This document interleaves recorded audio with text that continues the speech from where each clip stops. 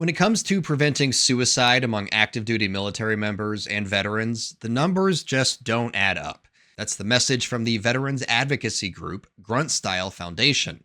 According to a press release from the foundation, the VA received an estimated $571 million for suicide prevention efforts in fiscal year 2024, and it requested even more money for this fiscal year.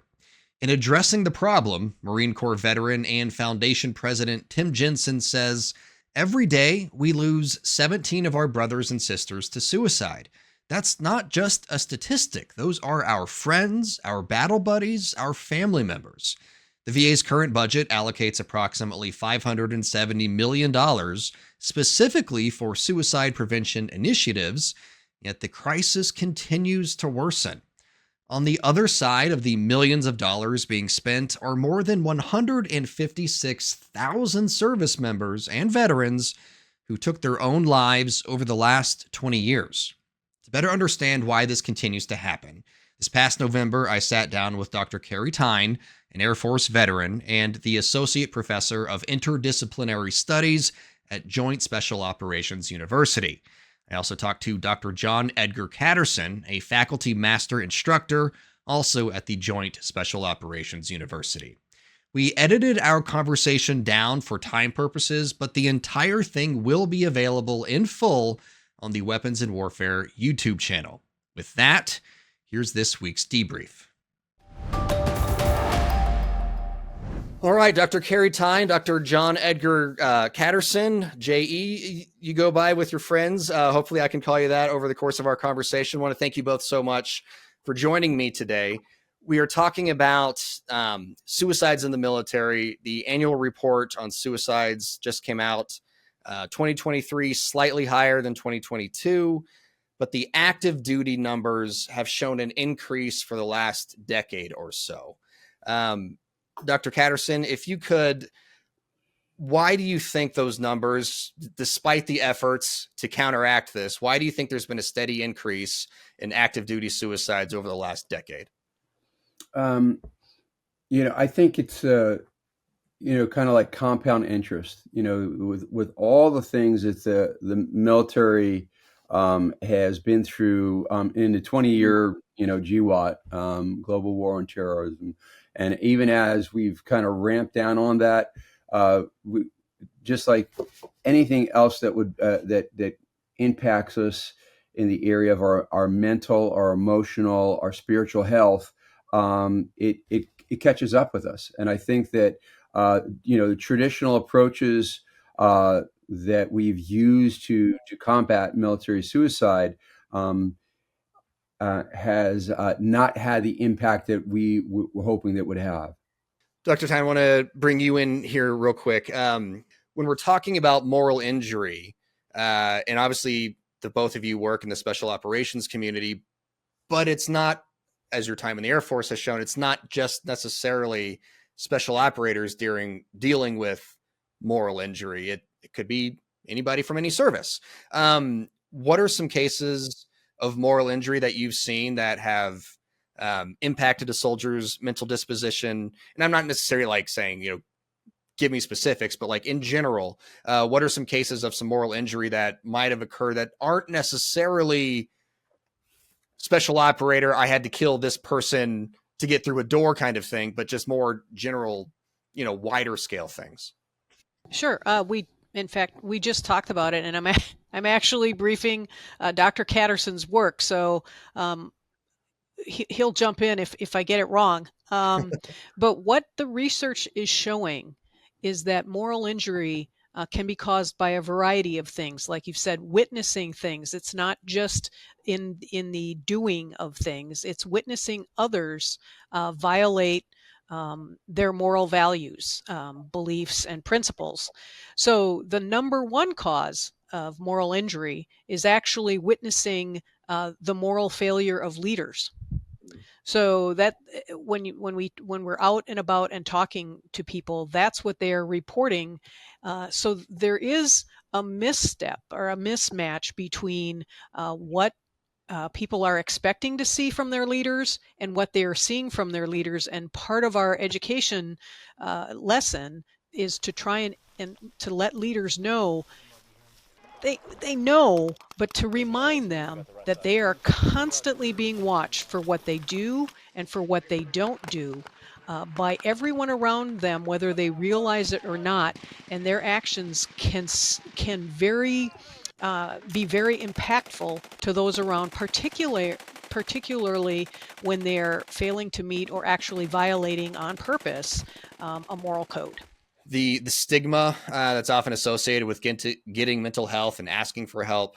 The annual report showed that not the majority, but a large number of folks who had committed suicide within a year or within 90 days of their committing suicide had sought some kind of mental help. They'd been diagnosed with a behavioral emotional problem. They had spent time in an in-treatment facility maybe. So it wasn't a majority, but it was a large number of folks, but they still went through with the act, right?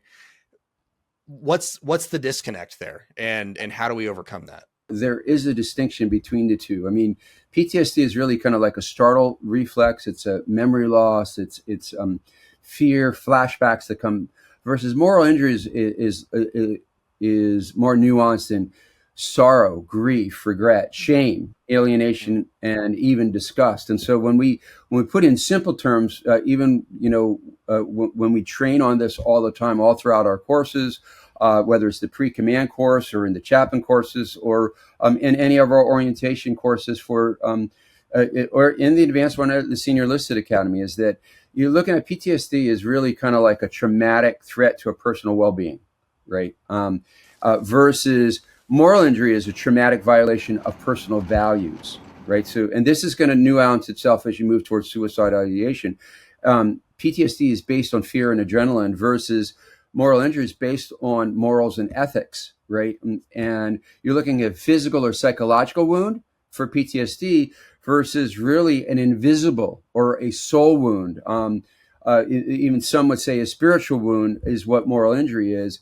And moral injury can be a precursor to suicide, but PTSD can result from moral injuries. When we're talking about folks might have sought out help, but because of a lack of knowledge on the front lines for the people needing help, they didn't recognize necessarily that personal disgust was such a huge factor in that. So maybe that's why, even though in 2023, a large number of people did seek out help, but still went on to commit suicide, maybe it's because the knowledge that personal disgust was such a cataclysmic factor wasn't yet part of the institutional knowledge. Is that accurate? Dr. Thyne, I see you nodding along.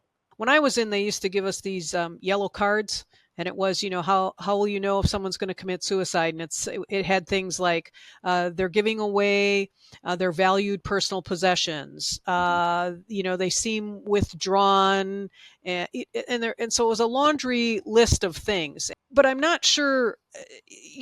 I would really be what it brought into focus for me was that unless it's someone I work very closely with, meaning each day I am working with this person, I don't really know if there's a dramatic change in their demeanor or a subtle change in their demeanor, or if they're giving away their valued personal possessions. And certainly everyone didn't exhibit all of these traits. So as far as effectively helping me prevent suicide, I'm not sure that it did that for me.